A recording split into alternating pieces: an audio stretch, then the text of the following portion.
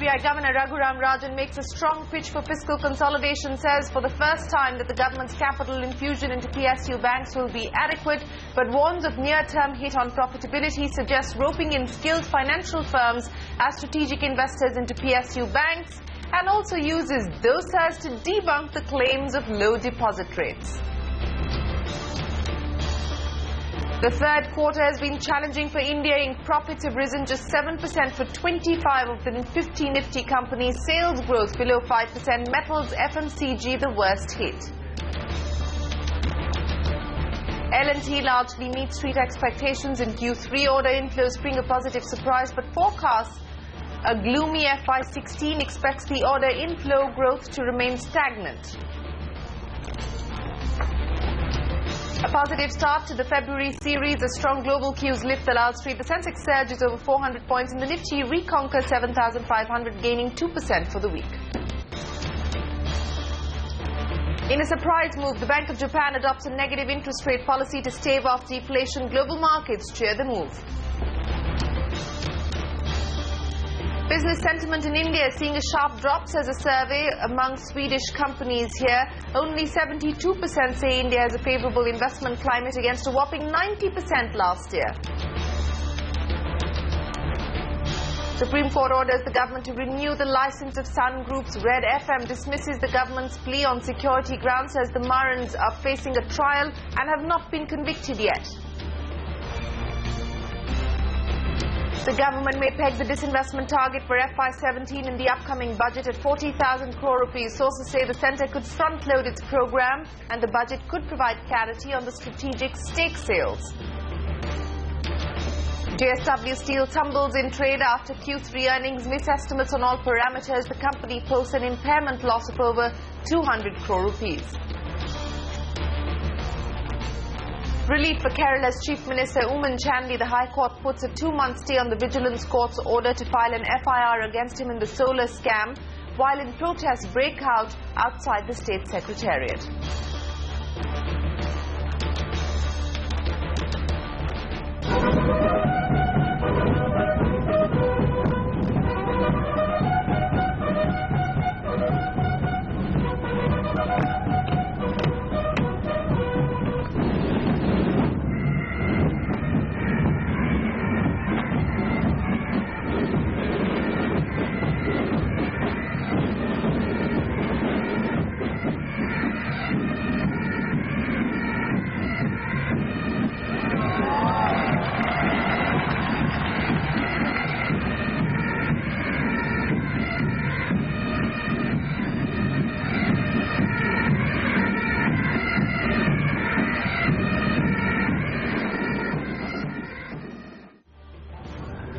Well, the Republic Day festivities have drawn to a close with a spectacular beating retreat ceremony. Good evening and thanks very much for joining us on India Business Hour. Hi, Ron.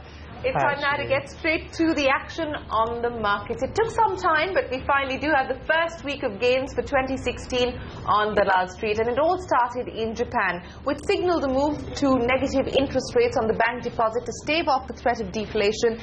And that sparked a rally across global markets. The Sensex today put on over 400 points. It's now moved closer to the 25,000 mark. The Nifty zoomed over 130 points to get back above the 7,500 level.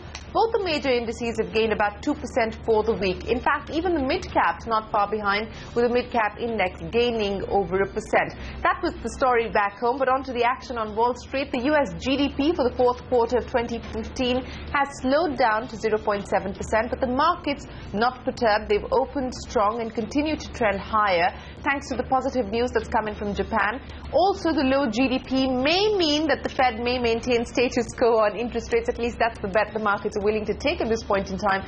So 1% higher on the three indices across the board there for the US markets. Crude oil prices also continue to rally. Both Brent and NYMEX comfortably above the $33 a barrel mark, despite the fact that there is still no clarity or confirmation on that production cut, as was alluded to by Russia's energy minister yesterday. 34.68 up 2%. That's Brent. 33.52. That's NYMEX. That's put on about 1% or so. But let's go straight to the other big story that we're tracking this evening.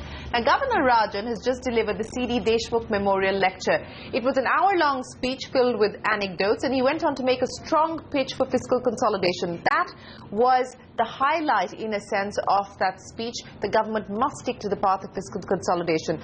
The governor also mooted some new ideas to strengthen public sector banks and also used dosas to debunk claims of low deposit rates. Lata joins us now with the highlights. Lata, from the deficit to dosa economics, Governor Rajan had it all today. Oh yes, sir. But I think what we should take away ahead of a credit policy and ahead of a budget is that very strong comment that came against fiscal deficit.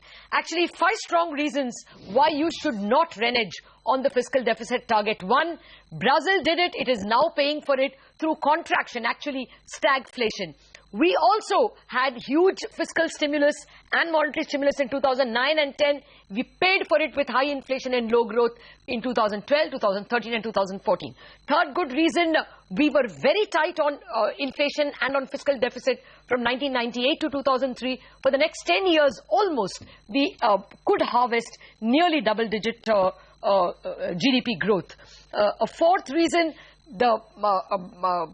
very soon you are going to see that India being compared with other countries, with all comparable countries with BBB rating. India is the only one with 7% combined state and central fiscal deficit. Credibility is clearly something that can be hurt with one more year of profligacy. And finally, the most important point he makes, next year, state loans will be much higher than in the current year. Plus, there will be Uday bonds.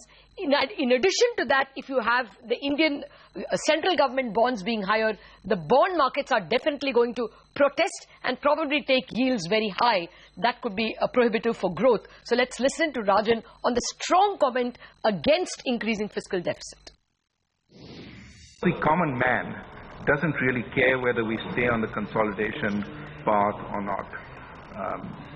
Rajkoshi Ghata, fiscal deficit, doesn't mean anything to most people. But the bond markets, where we have to finance approximately 10 lakh crores of new bonds when we include deficits of state and center plus Uday next year, the bond markets do care. Deviating from the fiscal consolidation path could push up government bond yields, both because of the greater volume of bonds to be financed and because of the potential loss of government credibility about its consolidation. And then came a very strong defense of this cleaning up of bank capital and saying that we have the means. Actually, it was that show of confidence. The government has said that they will give capital. The Reserve Bank itself thinks that, there are tier 2 and other ways in which banks can raise capital. And then there are understated assets, deferred taxes and such like on the balance sheet of banks, which Reserve Bank can recognize as capital under the rules. So, a strong showing that banks have the capital to clean the balance sheet. Finance Minister has indicated he will support the public sector banks with capital infusions as needed, and the government has already indicated that it will set aside amounts for this purpose.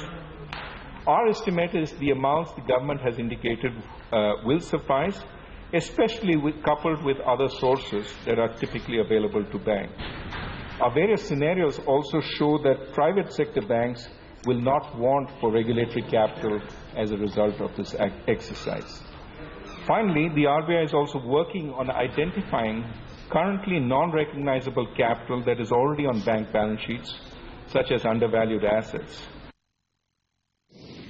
Well, a third highlight was Rajan hinting that at some distant date, very distant date, probably some skilled financial firms could be given strategic stake in banks.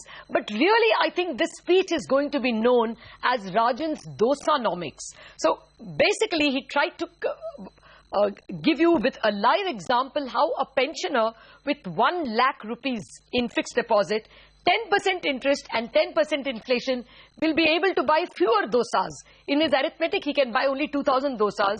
But if that same pensioner with 1 lakh rupees had 8% FD, but only 5.5% inflation, he will end up being able to buy 2,050 dosas. That was the arithmetic he presented, saying that even for a pensioner, lower interest rates is better because it will usually be accompanied by lower inflation. Those were the highlights of the speech. My sense is, although it was a strong tirade, against raising fiscal deficit, it will be remembered for its dosas. With that 1 lakh, he could buy only 1818 dosas instead of 2000 dosas. When he gets his principal back in the low inflation period, he gets 1896 dosas. Together, if you add all the dosas up, with 10% inflation and 10% interest, he gets only 2,000 dosas at the end of the period. He could have bought 2,000 at the beginning, he gets only 2,000 at the end. In real dosas, he gets nothing. At 5.5% inflation, 8% interest, he gets 2,050 dosas, which is more than the 2,000 he got at the beginning. 2.5% real interest rates. Well, there you have it, Raghuram Rajan. In fact, there were many takeaways from that speech he made earlier this evening. On to the big earnings then. Engineering and infrastructure giant Larsen & Toubro posted their third quarter earnings, which were largely in line with the estimates. And while its order book has grown by about 11% in the last quarter, it's, however, going to be an uphill task for the company to meet its 2015 order book, prompting the management to predict a flat growth for the full financial year. Naveen Shetty now joins us with more details on this. Naveen. Heavy engineering and infrastructure major Larsen & Toubro today posted its Q3 numbers for FY16. The numbers have been fairly good and above expectations, majorly because of the order inflow growth that we saw for this quarter at around 11% year-on-year. Also on the bottom line front, the PAT has grown by almost 19%, and the net sales have grown from almost 8%.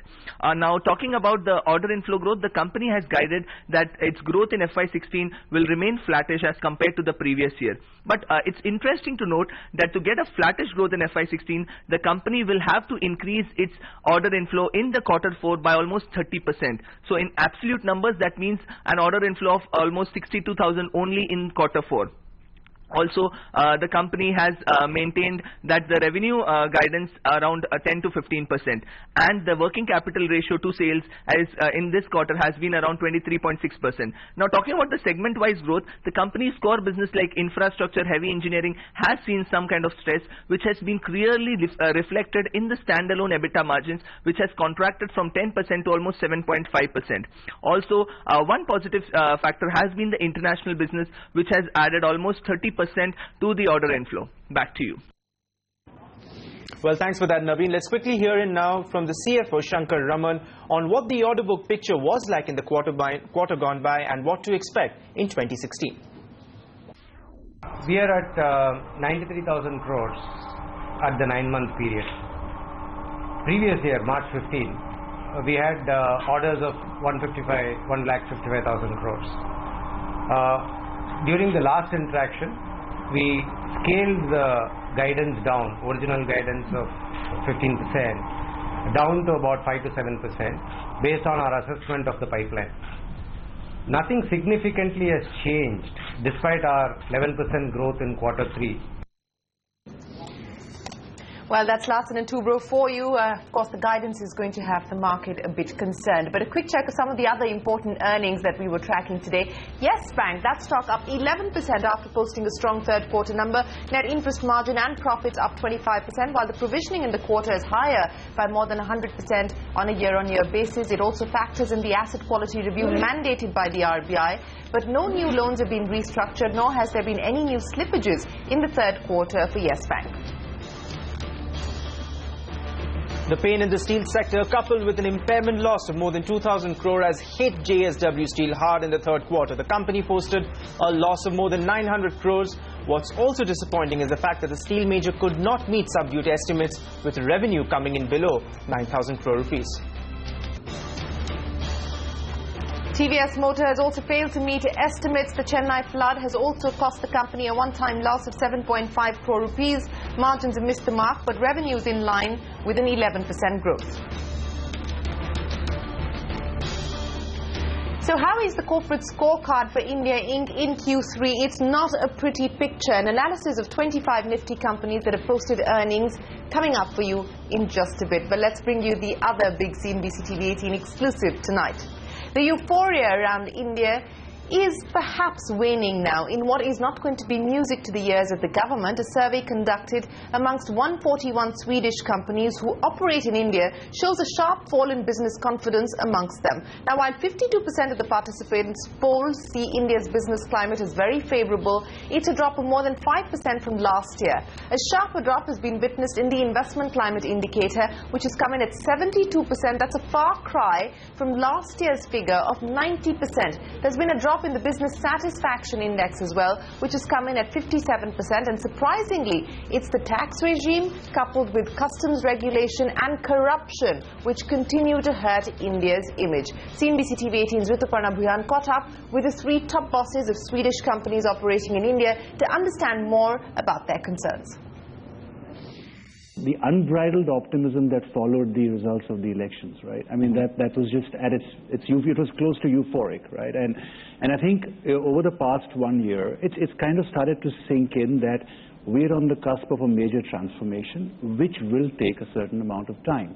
So I think there is a sense of more of a reality saying, yes, there are initiatives that are making sense, that are underway. Some of them are taking longer. Some have happened faster than we would have imagined. And I think that's how I would read it. It is not, I would say, I wouldn't see it as saying, well, you know, there's a huge concern that's being expressed. I think what's being expressed is we are still going for it. You know, we will invest ahead of the curve, or we are willing to invest ahead of the curve. And there are some areas that we still need to see some progress on. What is your perspective regarding the current business climate? Tax laws have to be simplified a lot. So that's an issue. That's an issue which has been continuing for a long time.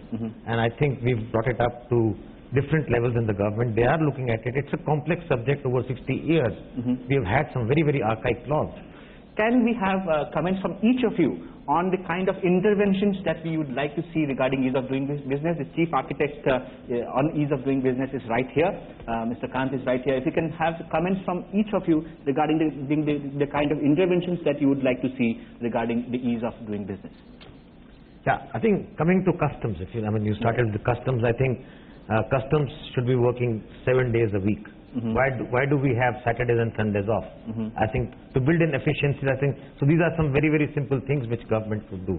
So we can work 7 days a week, very simply framed tax laws which interpretations are not at doubt. Customs, for me, what's really important is because we are, wanting to abandon the protectionist regime, and it's important to identify if we have to bring in raw material or goods that are required that cannot be sourced locally, then we should have some simplification of the duty structure. We also have H&M here.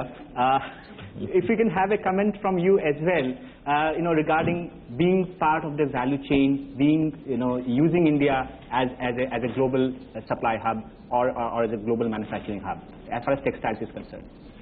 Well, first I would say that India has all the fundamentals in place to become one of the largest sourcing destinations in the world. A lot of things needs to be done, of course, but the fundamentals are there.